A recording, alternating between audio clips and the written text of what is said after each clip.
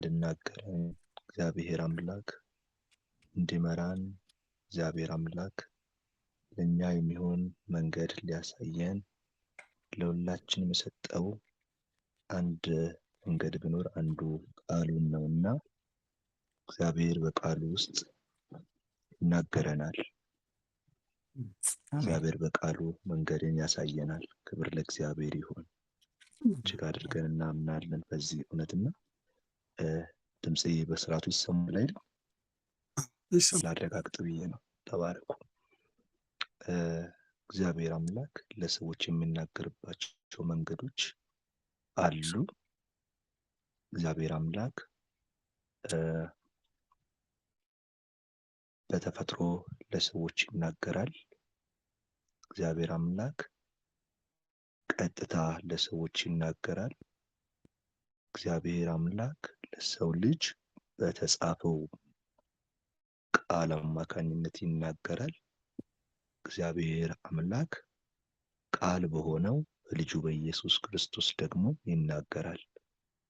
እግዚአብሔር ሰውን የሚናገርበት መንገዶች ናቸው እነዚህ መንገዶችና እግዚአብሔር በቃሉ በኩል እያንዳንዳችን ዛሬም እንደሚናገረን አምናለሁ። ሁላችንም እግዚአብሔር በቃል የሚናገረንን ነገር ያሰብን እግዚአብሔርን ሐሳብ እንሰማለን። ክብር ለእግዚአብሔር ይሁን። ወንድማችንም ሙሌ በኋላ ላይ እንድንጸልይ ብሎ ባነሳው የወንጌል ሐሳብ ላይ አውጠንጥኜ እኔም በውስጥ እግዚአብሔር በኃይል ዕለት ዕለት አስቀምጦ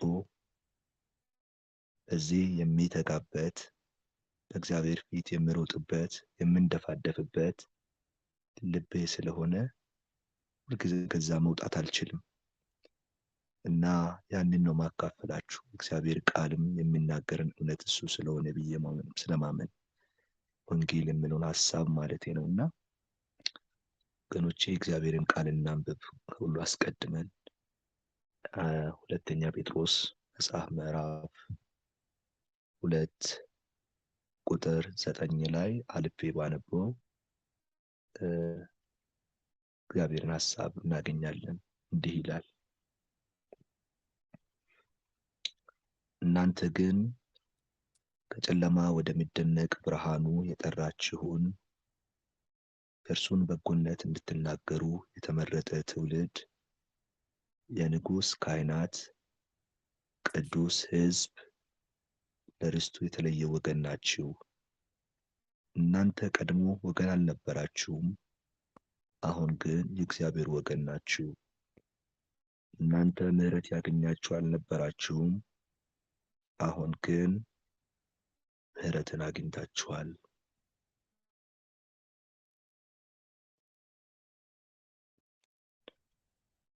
ጴጥሮስ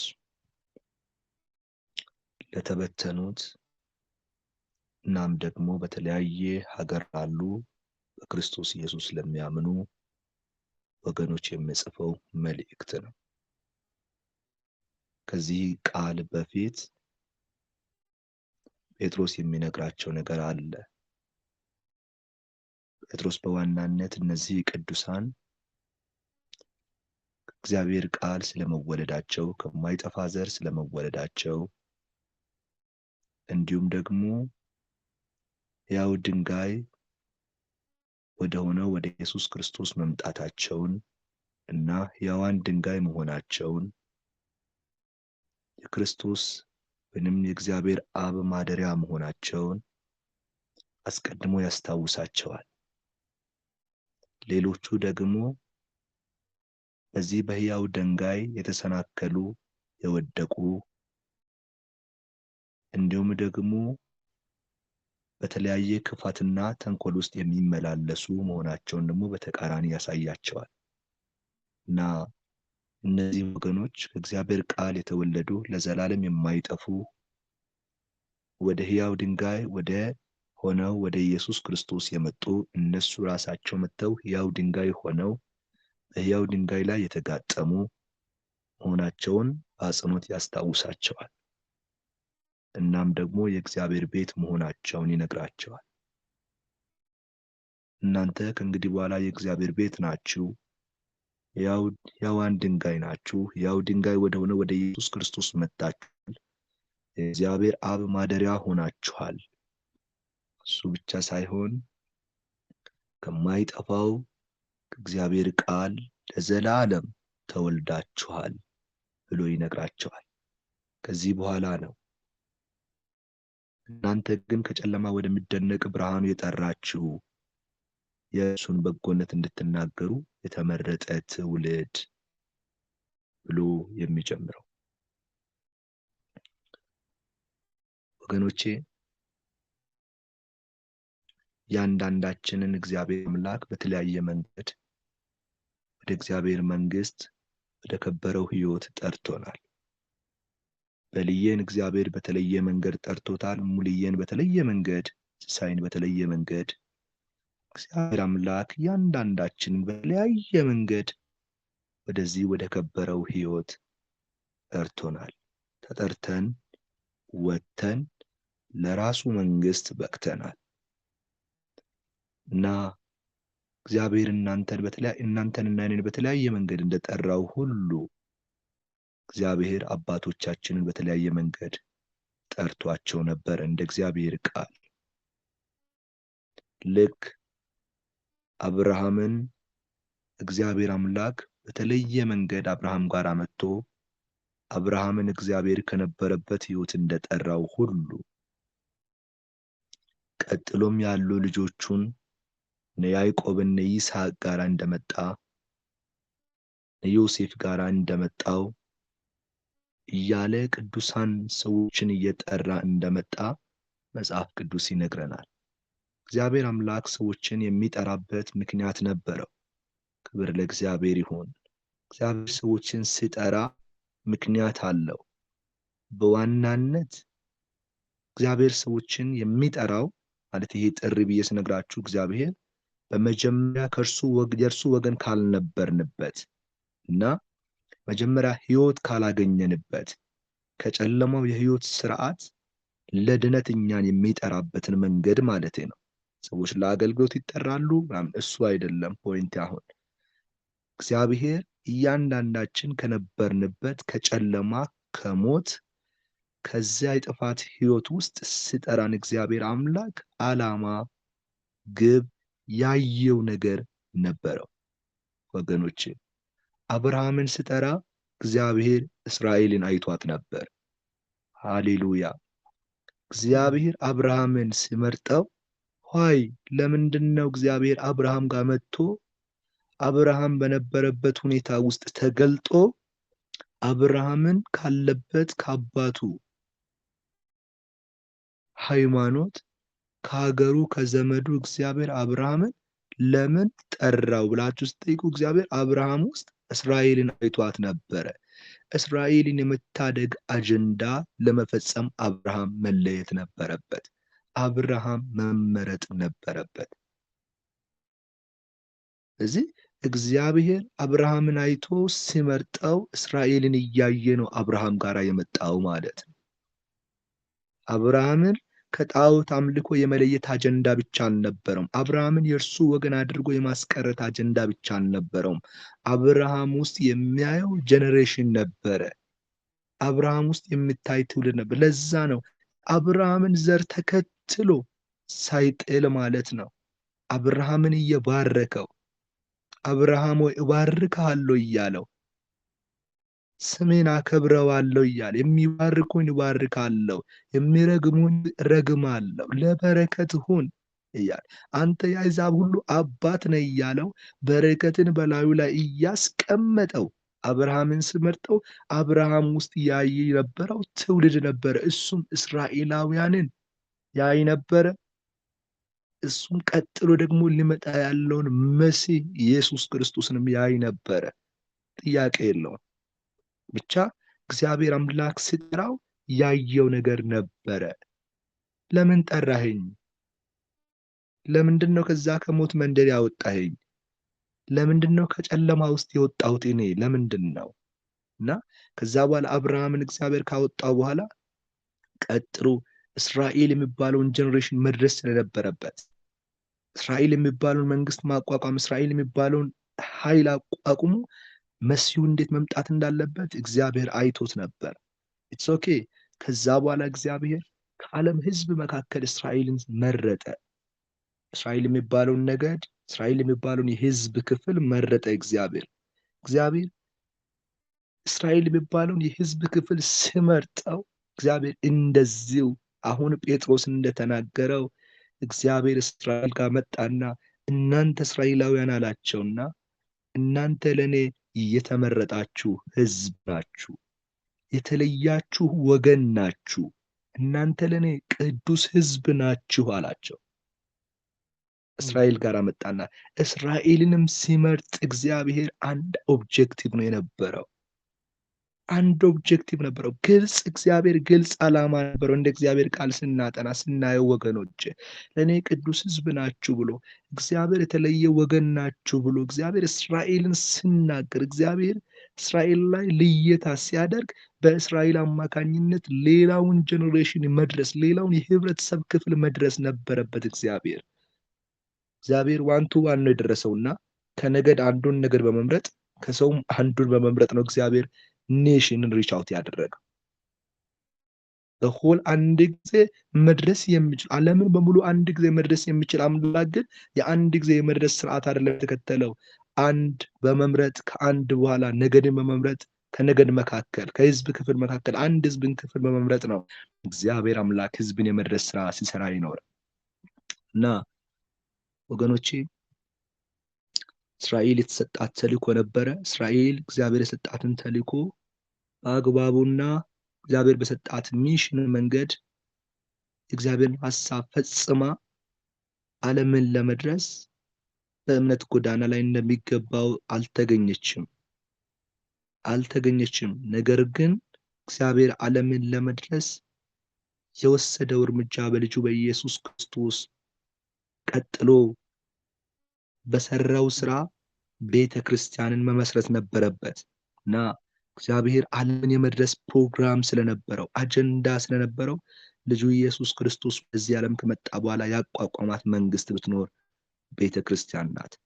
ቤተ ክርስቲያን ደግሞ በዋናነት እኔም በጣም በዚህም ፖይንት ማውራት የምፈልገው እያንዳንዱ መተንተን ባይኖርብኝም እናንተና የኔ ህያዋን ድንጋይ ወደ ህያው ድንጋይ ወደ ሆነ ወደ ኢየሱስ ክርስቶስ በመጋጠም የመፈጠርናት ወይ የመሰረትናት ቤት ናት ቤተ ክርስቲያን እና ይህቺ ቤተ ክርስቲያን ህያው ድንጋይ ወደ ሆነ ወደ ኢየሱስ ክርስቶስ በመምጣት የፈጠሩት አንዲት ቤት፣ ይህችም የራሷ የሆነ ዓላማ አላት እና ይህቺ ቤተ ክርስቲያን ቀድሞ የነበረችበትን ስርዓት ወይንም እነዚህ ህዝብ ቀድሞ ያላቸውን ህይወት ስርዓት ይነግራቸዋል ጴጥሮስ። እያንዳንዳችን ወገኖቼ ወደ ክርስቶስ ኢየሱስ መንግስት ከመጠራታችን በፊት ማን ነበርን? በጣም መጽሐፍ ቅዱስ ሊያሳየን ከሚፈልገው ነገር መካከል አንዱ ከመጠራታችን በፊት ይህንን ዛሬ ያለንን ህይወት ከመቀበላችን በፊት ማን እንደነበርን እንድናስብ መጽሐፍ ቅዱስ ላይ በብዙ የአዲስ ኪዳን ትምህርት ላይ እናገኛለን። እኛ ማን ነበር? ከየት ነው የተነሳ ነው? ምን ነበርኩኝ እኔ ብለን እንድንጠይቅ መጽሐፍ ቅዱስ የሚገቡ ነገሮችን ያነሳልናል። ከዚህም መካከል ጴጥሮስ ሲናገር እናንተ ግን ከጨለማ ወደሚደነቅ ብርሃኑ ይለናል። አንደኛ ጴጥሮስ እንድናስበው የሚፈልገው አለ። እናንተ ግን ከጨለማ ብሎ ይነግረናል። ያለ ኢየሱስ ክርስቶስ የኖርንበትን የኑሮ ስርዓት በጨለማ የመኖር የህይወት ስርዓት ይለናል።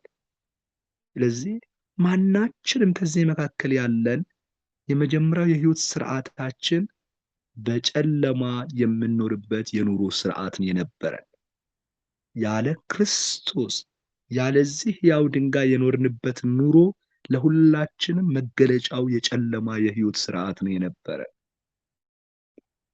ጨለማ ውስጥ ነበራችሁ ነው ማለት። ሁለተኛ የሚገርማችሁ ነገር እናንተ ቀድሞ ወገን አልነበራችሁም ይለናል። እንግዲህ ስለዚህ ስለ ወገንተኝነት፣ ስለ ወገን ስለመሆን ደግሞ ይነግረናል። አዎ እያንዳንዳችን ለዚህ ለተስፋ ቃል ሩቅ ነበርን። ለዚህ ለተስፋ ቃል ሩቅ ነበርን። እንዲሁም ከዚህ ተስፋ ቃል አልነበርንም። ማለት ለዚህ መነሻዎች አልነበርንም፣ መጀመሪያዎች አልነበርንም። በአብርሃም እንደምንታሰብ እንኳ ቃሉ ብናገርም እኛ ግን መጀመሪያዎቹ አልነበርንም፣ ሩቅ ነበርን። ወገን አልነበራችሁም፣ መጀመሪያ አልነበራችሁም። የጌታ በረከት መጀመሪያ የሚያገኛችሁ አልነበራችሁም እና በእርሱ አሁን ወገን ያልነበርን መሆናችንን ወይም ከእርሱ ውጭ ወገን ያልነበርን መሆናችንን እንድናስብ ጴጥሮስ ይነግረናል። ወገኖቼ ለመባረክ ይህንን ሕይወት ለመቀበል የሚያበቃን መጀመሪያነት አልነበራችሁም ነው ጴጥሮስ የሚነግረን። ወገን አልነበራችሁም፣ ወገን አልነበራችሁም። እንግዲህ ቀጥሎ የምናገረው ምሕረት ያገኛችሁ አልነበራችሁም ነው። ለእግዚአብሔር ምሕረት ያነሳል። ይህንን ሕይወት የተካፈልን እኛ፣ ሕይወትን የተቀበልን እኛ ምሕረትን ያገኛችሁ አልነበራችሁም ብሎ ያስታውሰናል ጴጥሮስ። ጴጥሮስ ይህንን ያስታውሰናል። ጴጥሮስ ጥቂት ነገር ተናገረ። ሁልጊዜም ታስታውሳላችሁ ኤፌሶን መጽሐፍ ምዕራፍ 2 ላይ ጳውሎስ ደግሞ በደንብ ተንትኖ ይህንን ጉዳይ ይነግረናል። ኤፌሶን መጽሐፍ ምዕራፍ 2 ቁጥር 1 ላይ ሁላችንም የምናውቀው ሐሳብ ነው።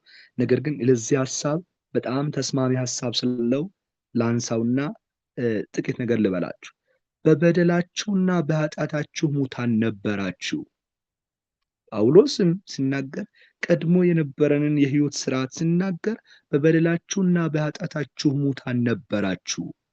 አንደኛው ያ ምክንያት ነበረው። ምክንያቱ በደለኝነትና ኃጢአተኝነት ነበረብን። በዚህ ምክንያት እያንዳንዳችን የሞትን ነበርን። ሙት ነበርክ ይለናል። እዚህ ውስጥ ያለንን እያንዳንዳችንን ቀድሞ የነበረን ሕይወት ስርዓት ሲናገር ሙት ነበራችሁ፣ የሞታችሁ ነበራችሁ። ስማችሁ ሙታን ነበረ። ኦልሬዲ የሌላችሁ ነበራችሁ። በእነርሱም በዚህ ዓለም እንዳለው ኑሮ በማይታዘዙ ልጆች ላይ አሁን ለሚሰራው መንፈስ አለቃ እንደሆነው በአየር ላይ ስልጣን እንዳለው አለቃ ፈቃድ በፊት ተመላለሳችሁባቸው። ያችሁ ወገኖች፣ በእግዚአብሔር ፈቃድ ሳይሆን ቀድሞ የተመላለሳችሁት በዚህኛው ዓለም ላይ በሚሰራው መንፈስ አለቃ እንደሆነው በአየር ላይ ስልጣን እንዳለው አለቃ ፈቃድ ነበረ የምትመላለሱት። ኢቭን የእናንተ ፈቃድ የምትመላለሱበት የሕይወት ስርዓት እንኳ ለአጋንንት ወይም ለዚህ ዓለም አለቃ ፈቃድ ፖሰስድ ነበረ፣ የተሸጠ የተሰጠ ነበረ። ፈቃዳችሁ በሙሉ ለሱ የተሰጠ ነበረ።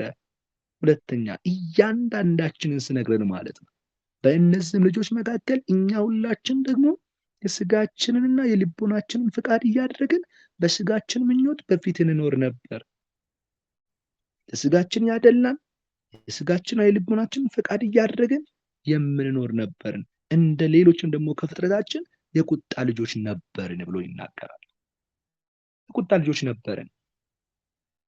በቁጣ ስር ያለን፣ ምሕረትን ያላገኘን፣ በጨለማ የሕይወት ስርዓት ውስጥ የነበረን፣ ስጋችንና የልቦናችንን ፈቃድ እያደረግን የምንኖር ነበርን ብሎ ይናገራል። ጴጥሮስም ጳውሎስም የዚህን ሕይወት ስርዓት ወይም የዚህ የሕይወት ቻፕተር መለወጡን በሚያስደንቁ ቃሎች ይነግረናል። በሚያስደንቅ የቃል ስርዓት ይተርኩልናል። ወገኖች እኛ ጋር የደረሰልን ሕይወት ማለት ነው። ክብር ለኢየሱስ ይሆን።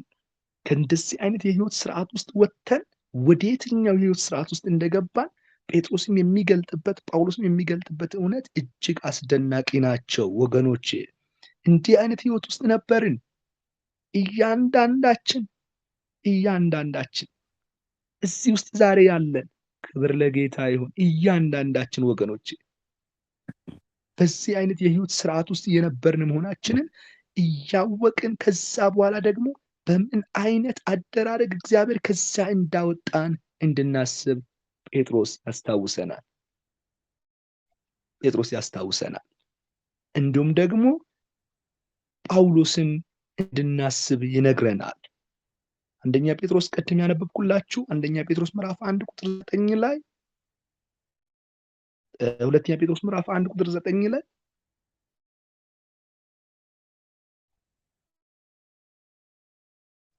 እንግዲህ እናንተ እንዲህ አይነት ህይወት የነበራችሁ ከሆናችሁ እንደዚህ አይነት ህይወት የነበራችሁ ሰዎች ከሆናችሁ አሁን ደግሞ ያላችሁን ህይወት እንድታስቡ 1 ቁጥር 9 ላይ ይናገራል።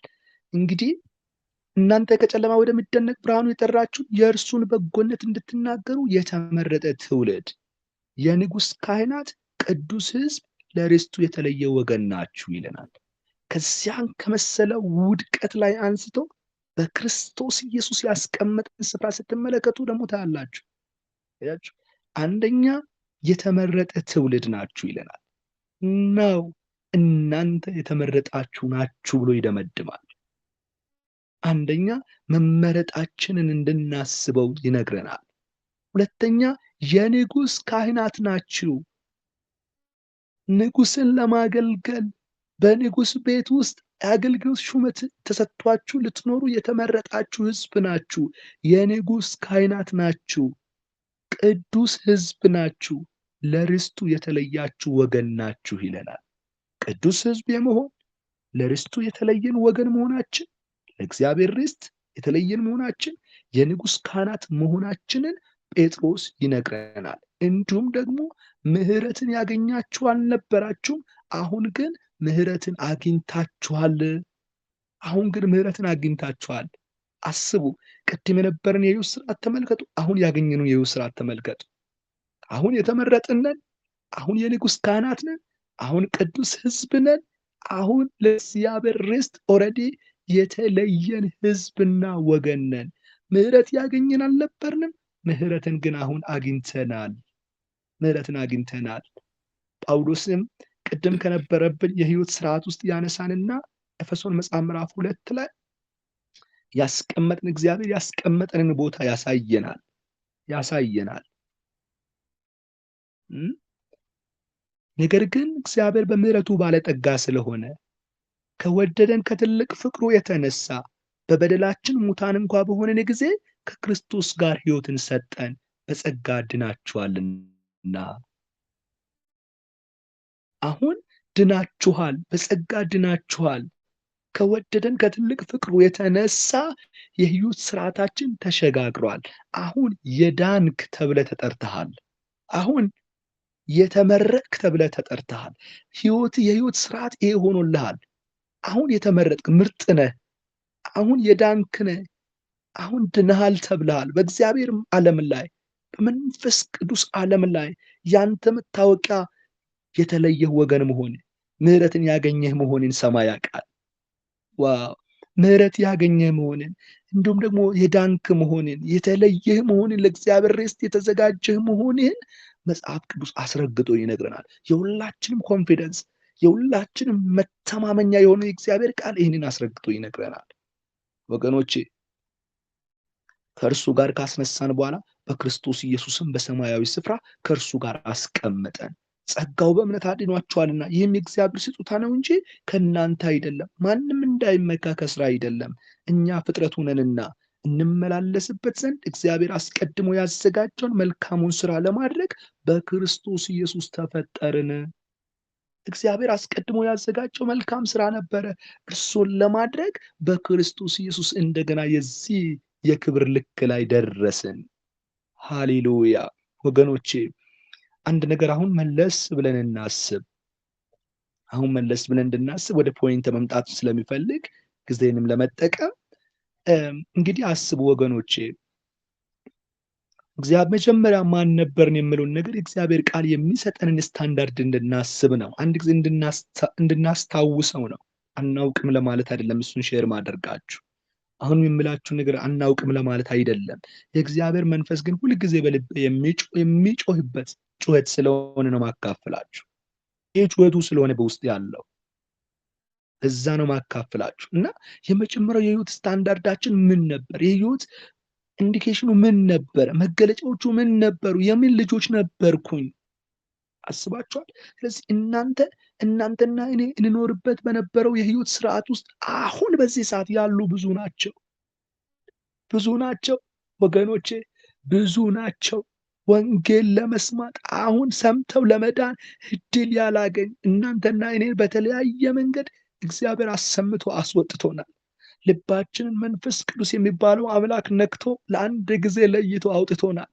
ወገኖቼ መንፈስ ቅዱስ ማን እንደሆነ የማያውቁ፣ ወልድ ማን እንደሆነ የማያውቁ፣ በወጉ ያልሰሙ፣ በወጉ ይህ መልእክት ያልደረሳቸው ኢን ሚሊየንስ በሀገራችን ኢትዮጵያ በመላው ዓለም አሉ አሉ። እኔና እናንተ ወጣን ብለን በምንዘምርበት በዚያ ማቅና ጨለማ ውስጥ የተቀመጡ እናንተና እኔ የወጣንበት ስፍራ ላይ አሁን ብዙዎች አሉ። እነሱን እንድናስብ ወገኖቼ። ከዛ በኋላ ጴጥሮስም ሲናገር ጳውሎስም ሲናገር ጳውሎስ እግዚአብሔር ያዘጋጀውን መልካሙን ስራ ለማድረግ ብሎ ይነግረናል። ለምንድን ነው አንተና እኔ የወጣ ነው? ለምንድን ነው አንተና እኔ ወደዚህ ክብር የደረስ ነው? ወደዚህ የክብር ጥግ ለምን ጌታ አመጣኝ? ወገኖች ለአንተና ለእኔ መዳን ብቻ አይደለም ፐርፐዙ የእግዚአብሔር። አንተና እኔን አድኖ በክብር ጥግ ላይ አስቀምጦ የማስቀረት አጀንዳ ብቻ አይደለም። በአንተና በእኔ ይህንን ትውልድ የመድረስ አጀንዳ እግዚአብሔር አለው። ለዚህ ነው የምትኖረው። ለዚህ ነው የዳንኩት እኔ ዮናስ። እናንተና እኔ የዳነው ለዚህ እውነት ነው። አንዱና አልቲሜት ጎሉ የእግዚአብሔር አጀንዳ ነው ይሄ ወገኖች። አብርሃምን ስመርጥ አጀንዳ ነበረው። እስራኤልን ስመርጥ አጀንዳ ነበረው። ቤተክርስቲያንን ሲያጫት አጀንዳ ነበረው። እኔና እናንተ ዛሬ በቤተክርስቲያን ሕያው በሆነችው ቤተክርስቲያን ስም ተጋጥመን በዚህ ስንገናኝ እግዚአብሔር አጀንዳ አለው። እሱም ባንተና በእኔ ያልተደረሰውን መድረስ፣ ገና እኛ በወጣንበት በዚያ ድቅድቅ ጨለማ ውስጥ ተቀምጠው ስላሉት እንድናስብ። እኛ መዝሙሮቻችን ስለ መውጣታችንን ማብሰር ነው፣ ጥሩ ነው። ጸሎቶቻችን የወጣነውን ስለ እኛ የሚያተኩሩ ናቸው፣ ጥሩ ነው፣ ችግር የለውም። ነገር ግን ያንተና የኔ ተልእኮ ከዛም ያለፈ ነው። የምንኖርበት ዓላማ፣ የምንመላለስበት፣ እንዲህ ህብረት አድርገን የተጋጠምንበት የእግዚአብሔር ዋና አጀንዳ አለው ወገኖች። እኔ እናንተ በወጣንበት በዛ እንድንደርስ፣ እዛ ውስጥ ተቀምጠው ስላሉት እንድንደርስ የእግዚአብሔር አጀንዳ ነው።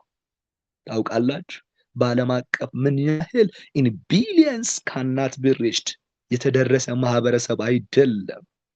ወንጌልን ሰምቶ አንድ ጊዜ የክርስቶስን ማዳን ወንጌል ሰምተው ለመወሰን እድል ያላገኘ ኢን ቢሊየንስ አለ። በሀገረ ኢትዮጵያ አለ ወገኖች። ሀገረ ኢትዮጵያ ላይ 26 የማህበረሰብ ክፍል በወጉ ወንጌል ያልደረሰው ነው። ከ2% በታች በክርስቶስ ኢየሱስ የተደረሰ ነው ያለው በማህበረሰብ ውስጥ ማለት ነው። ከ26 የህብረተሰብ ክፍል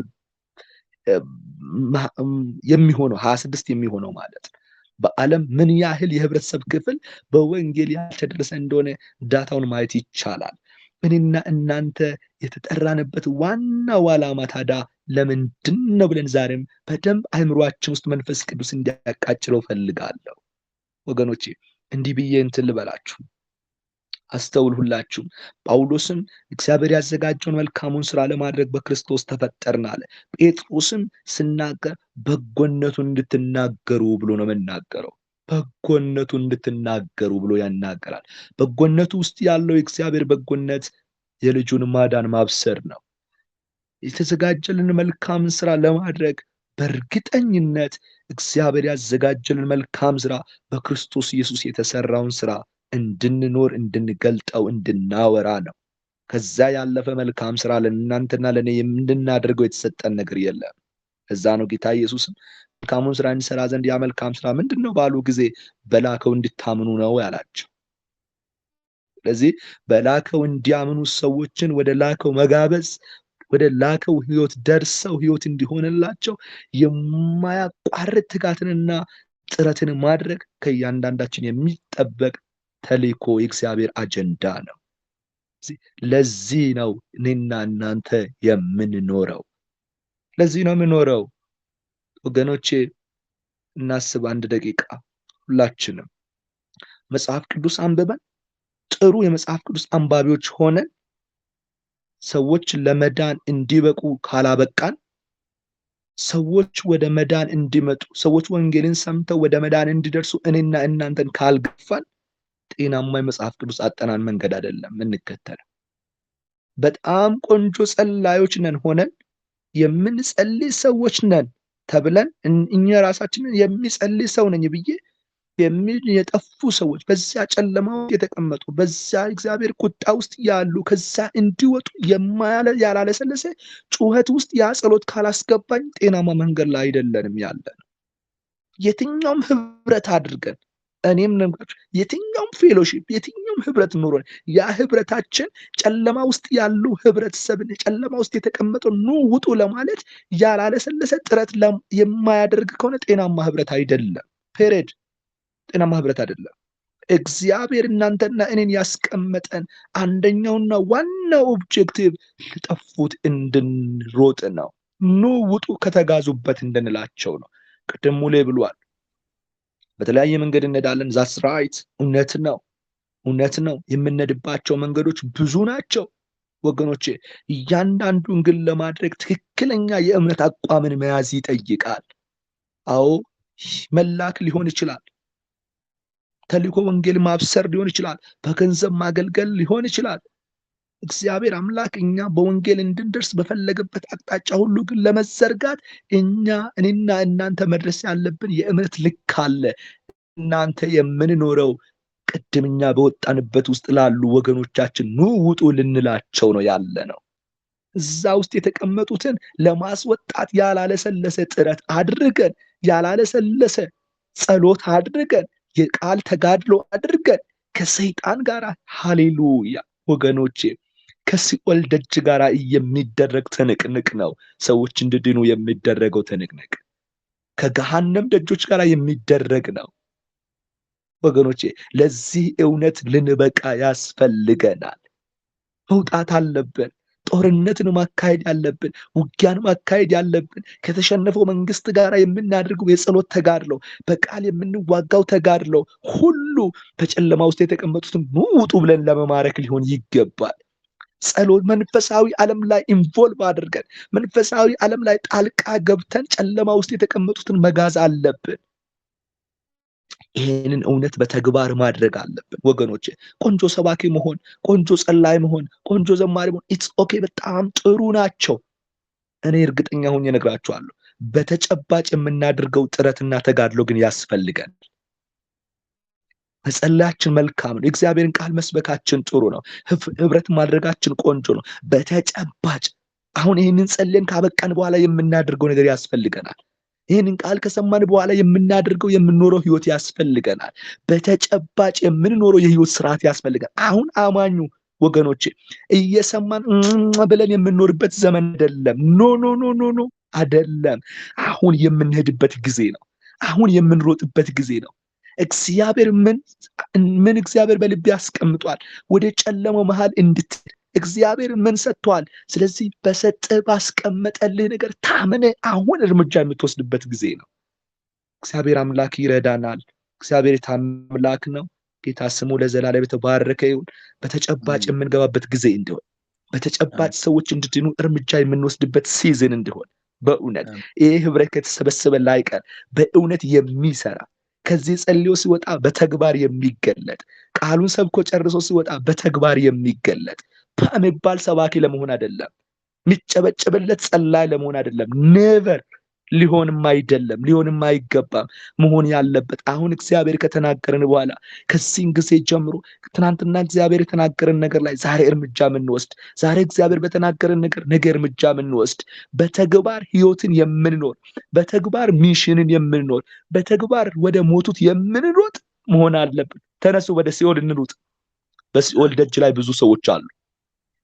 ተነሱ ወደ ሞት መንደር እንሩጥ። በሞት እጅ የተያዙ ብዙ ናቸው። ተነሱ። በእርግጥ በተግባር የምንሮጥ ሰዎች እንድንሆን እግዚአብሔር ይጠብቀናል።